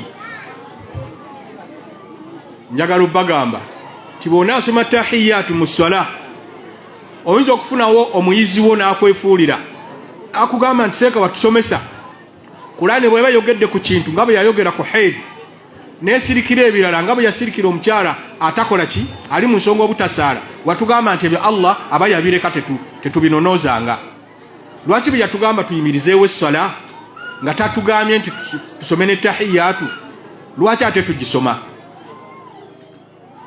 Muwulire ebibuuzo ebyo. Si ekyo kyokka, biri ebirala salaamu, simanyi salaamun alaikum oba ani, ebyo zo si nsonga, tuyinza okukkaanya naye ku ekyo. Naye bw'aba agenda naye nga situgamba nti yeeyokka eriyo. Era kye muba mulaba bw'oba osaala ng'otoola salaamu wano otoola otya? Assalaamu alaikum. Naye togaa nti salaamun alaikum. Era ne paati esooka ya tahiyatu gana assalaamu alaina. Hadisi bwe zito bwe zaatula, era nsuubira naye bw'atyo bw'akikola. Naye yo si ebadde ensonga. Kaakati twebuuza, yajjawo ekigamba mu nkuyanja y'abamanyi abo bonna nga ne mu Uganda tewannafunikawo seeka yenna amwegattako, ajjawo obuvumu okwogera ekigambo ekitoogerwangako mumanyi n'omu, nga n'abantu bennyini abali mu sekiti ey'abadhikiri nga seekaani Kasim abamamita seeka Kitambaala, naye yavaayo n'agamba nti nedda, omukyala ali mu nsonga takola ki? Tasaala era tasiiba. Era nabaddeko e Madiina ne munoonyako nga njagala tukoleyo omusomo nga tuli aba muzikiri ku musalafu, naye nga kyetwagala okugjawo ate ensomesa ya muzikiri egamba nti omukyala ali mu nsonga akola ki? Paka le baŋŋambye ali Makka nisobola mulaba. Si ye yekka, ne Markaz eri ku Lwentebe, kitundu bakiyitaani Kajjansi, ewali abadhikiri naye mwali baasise ne bagenda ku Uganda Muslim Supreme Council ne bategeeza mufuti nti ekyasaliddwawo tuli mabegawo. Kitegeeza nabo si bamativu nti ensomesa gy'asomesa nti ate ne bano bwe tubadde tulowooza ng'abayizi be abali stonchi nti nabo oba oli awo bayinza okukkaanya naye ku nsonga eno. Shafiiki Kayondo ne Sseŋŋendo Abubakari baga nti bakkaanya na seeka ku nsonga eyo.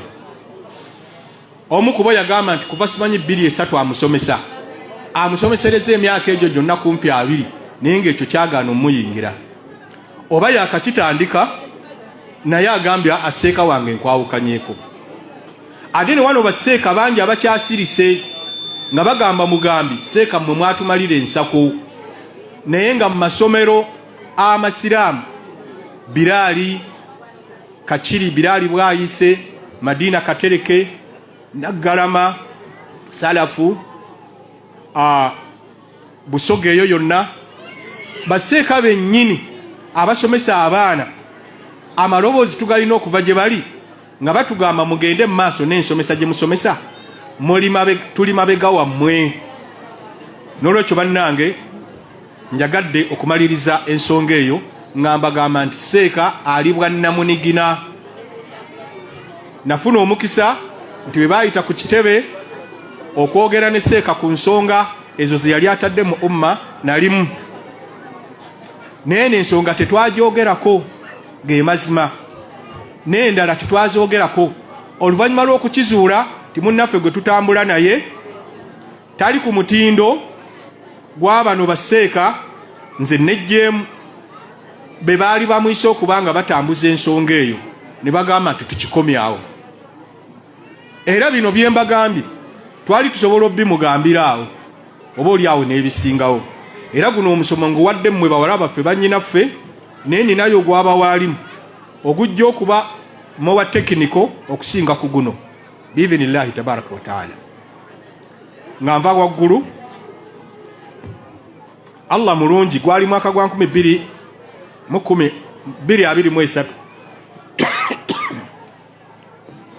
nempandika ekitabo kino ekiyitibwa emisaayi gy'abakyala egy'obutonde. Twawandika ku haidhi, netuwandika ku nifaasi, netuwandika ne ku ekikulukuto.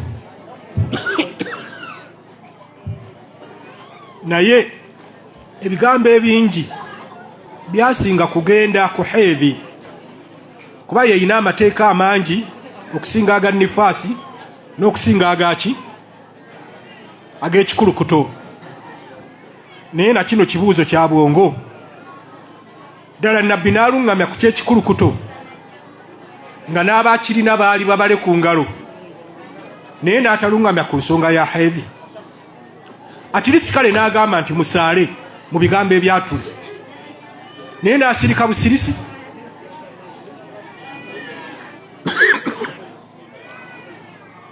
Twataddeko omutwe omulala sabutaito nga gugamba ddala ali mu nsonga asaala era asiiba.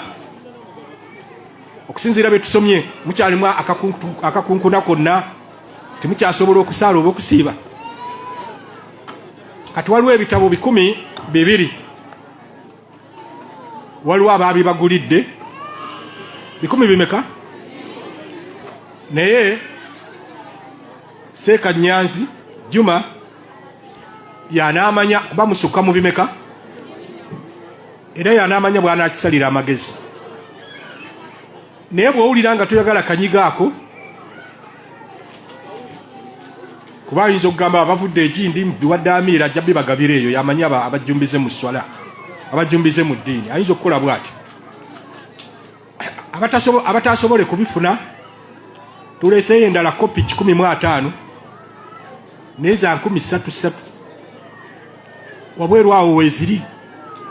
Bw'oba ozirina kyegulire, bw'oba tozirina osale amagezi ku ebyo 200 okole ki.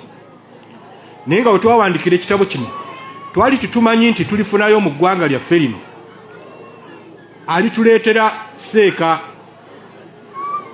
Adam Senjala gayita amawano. Eryo ggwano lyennyini bannange bannyinazi. Era bwe twakiwandiika mwali temukifaako, nga bw'ogamba babbammwe nti mukigulire bakyala bammwe nga balinga abagamba ebyo byabwe. Naye kati ate mu bitabo bye nnina Allah byansaasidde okufulumya byesijaga nti bwe biti, kino ate kati kyekisinga okutambula. Lwaki? Kubanga kikwata ku nsonga enkulu bweti. Mujja kufuna omusango mu maaso ga Allah nga musadde nga muli mu nsonga. Mujja kufuna omusango mu maaso ga Allah nga musiibye nga muli mu nsonga. Naye naffe abasajja kanjogere kano, naffe tujja kufuna omusango mu maaso ga Allah bwe tunaawanga talaka bakyala baffe nga bali mu nsonga. Kubanga ebimu bitakolwa ku mukyala ali mu nsonga, tokola ki? Tomutalaka. Naye ffe bwe tunyiiga obusungu ne bukoma mubire kutalasi. Era byonna twabiwandika mu kitabo kino. Kati oyo gw'otalase nga ali mu nsonga, idda gy'agenda okutuula gyeri, gw'otalase nga ali mu nsonga, olaba bw'agenda okufumbirwa nga ate akyali mukyalawo. Olwo nno nga ntutte ekigambo ky'abamanyi abagamba nti eyo talaaku bid'i, talaka ngonje. Ate nga nabbi yagamba sallallahu alaihi wasallam, man ahadatha fi amrina hadha, agunja mu nsonga zaffe zino. Kati ng'oyo agunjiza talaka ey'ekika ekyo, ma laysa minhu, nga tukibadde kyamu, fahuwa raddu, kimuddizibwa. Era bw'obanga okyayagala nnyo balo n'akutaaga oli mu nsonga, bwe sirika busirisi asita ozivaamu ng'omugamba nti wantandi mu nsonga. Naye sahaba Abdullah ibn Umar bwe yata mukyala we ng'ali mu nsonga, nabbi yagamba kitaawe Umar, tugenda omugamba amuzze, muruhu falyurajiha, mugamba mulagira amuzze, insha bw'aliba ayagadde akamalayo ngenda muwe ekitabo kino. Mulagira amuzze, bw'aliba ayagadde oluvannyuma eyo azzaako ekigambo nabbi kyeyayogera, ngenda muwe ekitabo kino. Bw'aliba ayagadde amute, mukanya n'ekyo. Naye nabbi si kyeyayogera sallallahu alaihi wasallam. Nabbi yagamba nti bw'aliba ayagadde amusigaze, inshaa amsakaha, bw'aliba ayagadde amusigaze ng'amaze okutukula, wa inshaa bw'aliba ayagadde talakaha amute. lwaki yasooka kukya kumuleka ng'ate already yabadde amutadde? Omutabaganyi omulungi bw'atyo bw'akola. Tosookera ku nsonga zikola ki? Zaawula. Mukanootize bulungi. Era nga ne Nabbi sallallahu alaihi wasallam ne Allah naye bw'atyo bwe yakikola. Abafumbo nga baawukanye yatulagira tuyite sayidi ne sayidi abatabaganya. Ni Allah yatugamba nti yurida islaha, bwe baba bagadde kutabagana yuwaffiqillahu bainahuma, Allah jabba tabaganya. Ki ekiddako awo? Naye bwe baba bagadde kwawukana Allah jabba awula, kyo Allah teyakyogera kubanga ye ayagala kyaki? Subhanaka Allahumma bihamdik ashhadu an la ilaha illa anta astaghfiruka wa atubu ilayk. Naam.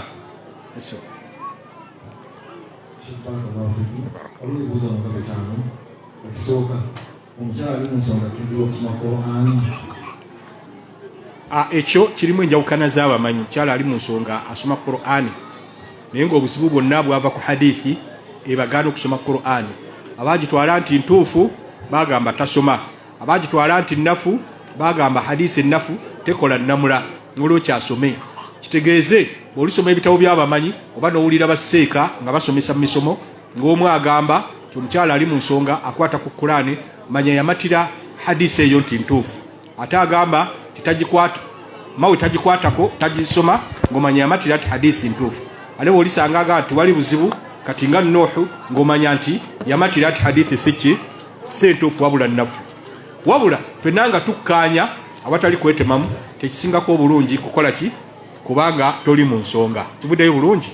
Ewamu n'ekyo era njagala obbagamba nti era abamanyi abagamba nti hadisi eyo ntuufu bateekululamu ne bagamba nti kujjako nga mbeera zannaakola ntya, ng'okuba nti oli musomesa. Abamu bagamba asomese busomesa naye nga tagikutteeko, abo abaga nti nibwabaawo obwetaavu agikwateko, oba ne baana ab'obuwala bali mu classes mu high school ate balina ogikwatako ate bali mu nsonga. Era amanyi ne bagamba bali abagamba nti tagikwatako era hadisi ntuufu bagamba eyo embeera yannaakola ntya. Kibuddeyo bulungi. Luza mbawadde ekigambo ekiri mu makkati. Barakallahu fi. What things are allowed during courtship? Which parts should be shown to a man during courtship? Who does what? A man who is proposing for marriage to a woman. And he wants the woman to uncover. Ayagala yebikuleko. What things are allowed during courtship? Which parts should be shown to a man during courtship? You are proposing to a woman for marriage, but you want her to uncover her body. To what extent? Oyogereza mukyala oyagala yebikule ku mubiri kikoma wa? Teri hadisi yagamba nti kikoma wano, nti okoma wano tosukkawo, wabula abikula ekiri reasonable. Ekiri reasonable kyekiriwa? Ekimanyiddwa nti tagenze wala, naye teyeekoze ekyo, teyeeryazaamaanyizza. Abakyala abambadde niqab oli agenza okwogereza n'omugamba nti bikulako nnyindo yokka oba weeryazaamaanyizza, ate era omugamba nti jjako ekikaaya kyo oggyeko kikke wansi paka eno mu kifuba, ate awo oba odiibuuza oba ogenze wala.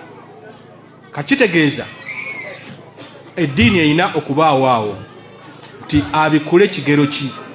Waliwo sahaba yali ayogereza omukyala omuwala naye agamba nti fa atakhabba'u laha, nga mugwira kava. Si mugwira kava nga anaaba mubiri, naye yamugwiranga kava alabe atambula atya, abantu bayitako yeeyisa atya, n'ebifaanaganako bwe bityo. Ku bigere okkirizibwa okubikula ku bigere ekigero, ku mutwe okkirizibwa okubikula ku mutwe ekigero, ku mikono okkirizibwa okubikula ku mutwe ekigero. Tula omukyala yagenda n'abuuza Nabbi nti ya Rasulallah, muwala wange bamwogereza naye ayina ekiwu, bakiyita kiwuuku, ayina ekiguuna ku mutwe, nyungewo enviiri. Nabbi n'akimugaana sallallahu alaihi wasallam. Amanyi bangi bagamba nti yali ayagala omusajja bw'aba atunudde ku mutwe aleme kulaba kiguuna ekyo. kitegeeza nti n'omutwe okola ki? Abalala bakivunula kigamba nti mbikke ku kiguuna ne bw'anaagenda mu bufumbo nga kibikke anaalabireeyo. Abamu bakivunula bati. Naye kyonna ekiba kibadde omutwe okkirizibwa okubikkulako ekigero ekitasukka kikomo. Naye ng'ekigero ekyo tikiri ku hadithi wabula nsaza za Busiraamu na nneeyisa ennungi. Barakallahu.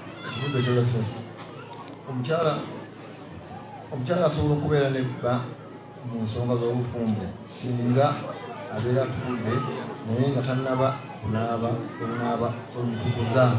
Takkirizibwa bw'abanga atukudde butukuzi musaayi tegukyajja kubeera nabba mu nsonga z'obufumbo nga tannanaaba, kubanga byombi Allah abyogedde. Allah agambye wala taqrabuhunna, temubasembereranga, yali agereesa temwegattanga nabo hatta yatuhurna, paka nga bamaze kutukula. Okutukula musaayi butajja. Fa idha tatahharna, ne bamala okwetukuza, faatuhunna, awo mugende gye bali. Mubiwulidde ebigambo bibiri, kutukula na kukola ki? Kuno okutukula si gwe okulinamu omukono nti leero nja kutukula njagala saagala. Allah yasalawo. Naye okwetukuza olina okwetukuza. Nabagambye nti Abu Hanifa yekka ye yagamba nti okkirizibwa okugenda eri mukyalawo omusaayi bwe guba gukomye mbu ne bw'aba tannanaaba. Naye argument gye yaleetera kubulwa mazzi ng'omukyala avudde mu nsonga, n'agamba takola tayammum, takozesa ttaka nti alikozesa. Kati ettaka ate aba anaabye, aba yeeyonjeza ekifo kiri nti nedda. Naye abalala bakitunulira mu anga egamba nti embeera eyo gy'oyogerako yannaakola ntya ogenda osaale, si yannaakola ntya. Tosobola kukola ng'amazzi weegali n'ogamba nti ojja kugenda obala ajja kujja buzzi gy'oli. Nedda, si bwe kutyo buli. Barakallahu fiikum. Ekibuuzo ekirala, Sheikh, nsaba kuntaasa ompe ku ntukula ez'enjawulo wakati w'okunaaba ng'ovudde mu nsonga ne mu janaba. Enneetukuza oba entukula? Entukula. Enneetukuza n'alibadde ntegeeza nti ennaaba. Entukula amakulu ebiyinza okulaga nti otukudde. Katusookere ku kya haidi. Omukyala atukula n'ekisinga okumanyibwa ennyo ekyakyaka bi inqitaa'i dami haidiha, ng'omusaayi gwa haidiye ogwa haidu we nga takyajja, awo nga tumaze akoze eki? Tumanya akoze eki? Atukudde. Oba ekirala ng'omusaayi tegukyajja naye nga waliyo alqussatul bayda, oluzizzi olweru, era awo tugamba akola ki? Aba atukudde. Yetegerekese, kubanga olaba oluzi olwo oluvuddeyo nga lweru nga teruliimu lumyufu, kitegeeza ekifo kyakoze eki? Kati kitegeeza oluzizzi luno Allah yalusaayo kunaaza kifo kitukulire ddala. Ne bwe luba lukyavaayo nga luna olumyufumyufu, omanya tonnakola ki? Era kyobula Nabbi yagamba Aisha radiyallahu anha, khudhi fursatan mumassaka fatatahari biha. Gamba omukyalo oyo byambuuza nti alabire ku kintu atukudde, akwate pamba nga mulimu ne kamiski amwetukuzise. Yali ategeeza nti amwepadinge, bw'ala ati kuliko buufu bwa musaayi atukudde, oba yagadde awunyeeko, bwemba timuli lusu ngamanya akoze eki? Ate buli bwe bayita bu sports, si bwe kiri? Bw'obanga ovudde mu nsonga omusaayi tokyagulaba n'ennaku zo ziweddeyo, naye waliwo busipooti nga butini bulinga kalimi ka kalaamu emmyufu kokola ku lupapula bwoti, obola athara laha fil hayy, tulina effect yonna kulaga nti eyakola tubule bulungi busipooti so n'ennaku zo zaggwayo. Naye ennaku bwe ziba zikyaliyo wamanyi batugamba nti ubale nga eri nifaasi. Bw'oba obulayo ennaku nga 4-5 ozaale n'otandika okuvaamu amazzi, awo ofunye nifaasi tosaala tosiiba wetoola kamba tobeera nabamu kitegerekesa kubanga kiba kiranga nti ogenda kukola ki kusaala naye baba bakuvuddemu mabega myezi ebiri n'oba tolina kikulaga nti wanavudde ku accident gavudde kanvaamu kimanye nti tonayingira muki nifaasi bw'ogenda mu nifaasi newayita ennaku ana nga omusaayi gukyajja genda okole byonna ebibadde bikugaaniddwa saala siiba wetolekaaga n'ebirala n'okubeera ne balo tekirina buzibu balo baba akisiimye ate naawe nga tojja kukosebwa okwakuliza obubiri bala akisiimye ate naawe togenda kukosebwa ate ennaku ziwezi 40 hedi yo teriiko nnaku webati hadisi yajja eyamama waffe ng'eyogera ku nifaasi nti nakwana ku hedi niwabulayo hadisi n'emu ku hedi teriiko nti nnaku 7 oba 14 ebyo abamanyi babyogera kusinziira ku bawala n'abakyala abalinga mu bitundu byabwe eregereza naye tekyali univaasi nti kyansi yonna era ekigamba nti wowoza ennaku 15 ekyolo 16 ng'okyali mu nsonga genda osaale si kituufu kubanga ebiraga omusaayi gwa haidi bimanyiddwa biri bimeka 3 kubaamu akaddugalirira akaddugavudugavu olusu luba lubi ate era luba mukwafu kati wona agandi wona aweze 15 awo saala tujja kubuuza akaddugavu kanaaba kagenzi olusu lunaaba lugenzi obukwafu bunaaba bugenzi amakulu mambi obusala bweki omusaayi gweribula okubadde ogwa haidi nga gufuuse mulabe oba naatugaa nti kujja kuba gwo naye lwambeera yannaakola atya mbiri yannaakola atya yeetaagako hadisi nga hadisi eri kuki ku nifaasi ewezezza ennakwana mugaani genda osaayi naye ku haidi si wonna era ne bwoba obadde ogenda mu nsonga zonna ku 4 ku luno n'ogenda mu 2 bw'otagamba nti sijja kusaala sinaweza 4 kubanga okuzimbibwa etteeka lyobutasaala n'obutasiiba musaayi kuvaamu naye kati bukoze eki bukomye bwekibanga ennaku bwe zikka era okyati otandika okusaala lwaki ate bwe zeeyongeramu ate ogaa nti kansaayi bwe zeeyongeramu era kitwale tukyali muki musaayi kitegeeza kisobola okukendeera n'okweyongera. Naam Sheikh mbuuza singa ngenda mu nsonga nemmala ennaku zange wayitawo wiiki emu nenziramu eyo nayo ebeera heifu oba kiba kirwadde embeera eyo bwekutuukako bwetunuulira kimu nti omusaayi oguvuddemu ddala gwe guli ogwa heri kasita okizuula nti gwe guli ogwa heri ennamula y'omusaayi ogwo ndabika yaagwo si nnaku mmeka nga era bwe kiri nti ennamula y'omusaayi ogwo ndabika yaagwo wabula si myaka bwona agendamu ng'oli wa mwenda nga gweguga tugamba heri kujjako bwe kibanga kiri abunomo omwana myaka 3 ate avuddemu omusaayi gulinga gwa heri nesijja kugamba nti akuze kijja kuba kirwadde owamu n'ekyo bwe kiddiringana ennyo era ate gulinga era gwa heri mwezi guzze mirundi 3 kisooka okubirizibwa olaba eddokita nawe bwekyekindi kivudde ku ki mbadde mukozesa family planning kako kivudde ekiba nga kyosinzira ozikozese nga tekiri necessary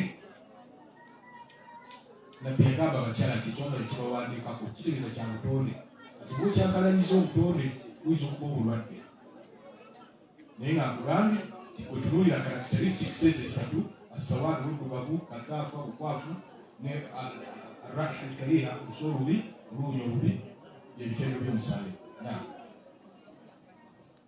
Seeka kibuuzo ekirala seeka mbuuza nti omukyala biseera ki byakomerako okugenda mu nsonga z'ekikyala. Omukyala taliiko kkomo okugulira abatyanshi nga bagamba naye kujje tubawe ku ddagala lino kubanga abakyala b'e Uganda menopause myaka 45 naye bw'ogenda China nakozesa eddagala lyaffe emyaka 7 omukyala akyagenda mu nsonga kaakati ekyokugenda mu nsonga tekiriiko myaka kibudde bulungi oba bw'owezezza 5 ng'omubiri gukubadde gukyali mulamu ng'okyazigendamu era ziba nsonga. Bw'okuziba zirekeddaawo ku myaka 4 ng'omanya okuze mangu era ng'omanya nti kati ensonga nzivuddemu. Ayogera si yabireeta ne bazini bwanteera wano kati idda yange emyezi 3.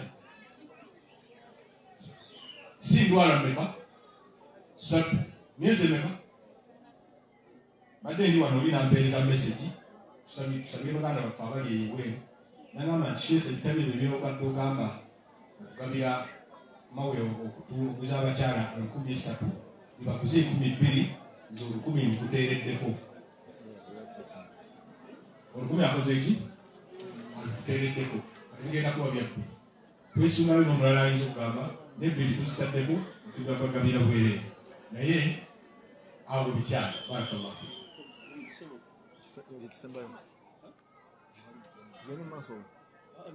Ekisembayo Sheikh ekibuga ekisembayo Sheikh mbuuza taata w'abaana Allah yamujjulula naye famire ye yefuulira abaana naddala abange. Taata w'abaana b'omukyala Allah yamujjulula naye famire ye yefuulira abaana naddala ababe wa Allah nze namuzaalamu baana bawala bokka era maali y'abaana abo baagibuzaabuza. Sheikh si byangu naye omwana agenda kwanjula naye nsobeddwa. Sheikh famire yeyuzizaamu olw'ebintu by'omufu. Waliwo taata waabwe naye mujja na nnyina. Sheikh omukolo ngutwalewa binsobedde. Assalamu alaikum warahmatullahi wabarakatuh. Wa alaikum assalam. Bannange okubuula abaana betuzadde olw'ekkula lyabwe oba muwala oba n'omubuula olw'ekkula nti mulenzi oba mulema oba namuzaala mukyala gundi ng'ate gwe omuwasa, ebyo byonna buba bulyaza amaanyi. Balayira Allah sijja kisiirako nannaku ddala kiwera omutaavu oba kituufu kasita mutawa abaana abo bintu byabwe ne muva ku nsi nga temubibawadde. Allah tabaraka wa taala bwe munaaba mulina emirimu emirungi ku kiyama agenda gibatoolako abasasule. Bwe linaabanga ebbanja tiriwaddeeyo nga bano bwe mwalyazaamaanya ate balina ebibi, Allah agambe malayika zikwate ku bibi by'abantu bwe mwalyazaamaanya babiteeke ku minzaani zammwe muyingire omulimu. Kati mulina kulabuka nga mukyali kubanga Allah yatugamba nti abali maali abamu bwatuba nti innama yakuluna fi butunihim naaran, mu mbuto zaabwe balya muliro.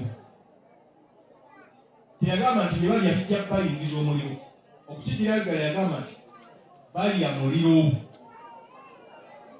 Lwaki tukubirizibwa kulabirira bamulekwa nga si baffe? Nabbi natukalonga sallallahu alaihi wasallam ana wakafiru yatim kahataini, nze fil janna nze naalabirira mulekwa tugenda kuba bwe tuti mu jana makulu nga tuliraaniganye obanga nze musukulumamu katono nga sina mwana wo akati ate owo n'omuyisa gwotyo. Temukimanyi nti olyazaamaanya bugejja kusinziira ni bw'olyazaamaanyiza. Olyazaamaanya kitawo, olyazaamaanya nnyoko, kati mulyazaamaanyiza banganda lwonna. Kati abaana bagende eyo nga momboze olw'okuba mulina amaanyi n'ag'obuyinza mwatwala emaali yaabwe. Kikyamu bakubiriza mwekube mu kifuba abaana mubaddese ebyabwe. Ekirala, omwana bw'aba atuuse okufumbirwa mutegeezi kitaawe oyo bw'aba ki kozi kitaawe yafa waliwo mujja na nnyo anti kyalukusembya abasajja abagaba. Abakyala alina obuvunaanyizibwa obusooka okubagaba ye taatawo akuzaala. Addako mumumanyi mujja na nnyina ate addako ye jjajjaawo. Wano e Buganda tuzaawo taata muto kikyamu. Njawo ng'oli yamusigidde kitaawe akuzaalira ddala yasulina obuvunaanyizibwa obusooka, jjajja n'addako bw'oba oyina eddenzi ekkulu lye wazaala mu maka agaasooka lyeri kugaba. Bw'aba taliiwo oyo mu baana be wazaala naye nja kuba ngenzi wange. Bwe mugatta maama ne taata mannyoko yakugaba. Bw'aba taliiwo kale bwe mugatta omu sibaawo bivaawo nga taata omuto alyoka ajja. Taata omuto tagaba muwala nga wali omanyina gwazaalibwa naye enda taata ne maama oyo yamugaba. Era bwe tutuukirira nga twagala kuwasa mwannyoko ogende wa taata omuto kutuusa mukolo just for formality nesigaakirika ekalombolombo. Saagala kusukaawo barakallahu fikum. Nine baasa bbiri